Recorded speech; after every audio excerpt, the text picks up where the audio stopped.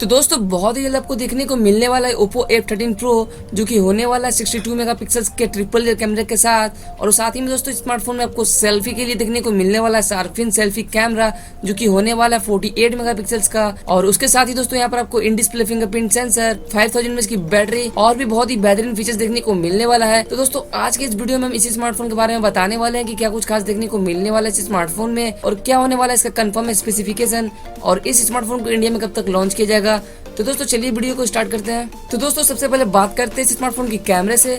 तो यहाँ पर दोस्तों देखने को मिलने वाला एक शार्पिन सेल्फी कैमरा, जैसा कि Oppo Reno में देखने को मिला था, जो कि होने वाला है 48 मेगापिक्सल्स के कैमरे के साथ। और उसके साथ ही दोस्तों यहाँ पर बात करें इस स्मार्टफोन के रियर साइड की कैमरे की, तो यहाँ पर आपको देखने को मिलने वाला है ट्रिपल रियर कैमरा, जो कि होने वाला है 62 मेगापिक्सल्स के प्राइमरी कैमरे के साथ। और उसके साथ यहाँ पर आपको 13 मेगापिक्सल्स का एक वाइड एंगल लेंस और 8 मेगापिक्सल्स का एक डेप्थ सेंसर देखने को मिलने वाला है। बात करें दोस्तों स्मार्टफोन के डिजाइन की, तो इसका डिजाइन आपको देखने को मिलने वाला है Oppo Reno के जैसे ही, जो कि होने वाला है बहुत ही बेहतरीन।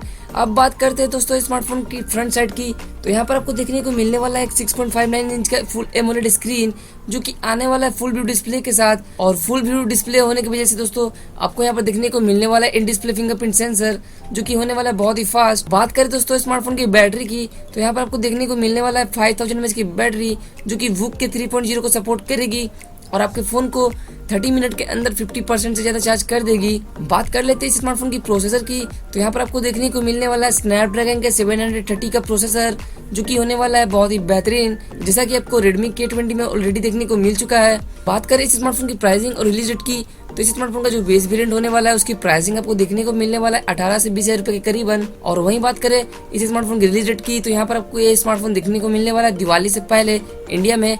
तो दोस्तों यही थी इस स्मार्टफोन के बारे में कुछ कंफर्म लीक्स जो कि निकल के सामने आई थी। तो आई होप आपको वीडियो अच्छी लगी होगी। अगर वीडियो अच्छी लगी हो तो वीडियो को लाइक करके कमेंट कर दे, चैनल को सब्सक्राइब नहीं किया तो चैनल को सब्सक्राइब कर दे, बेल आइकन को भी दबा दे। तो दोस्तों मिलते हैं अगले वीडियो में, तब तक के लिए keep smile and have a great day.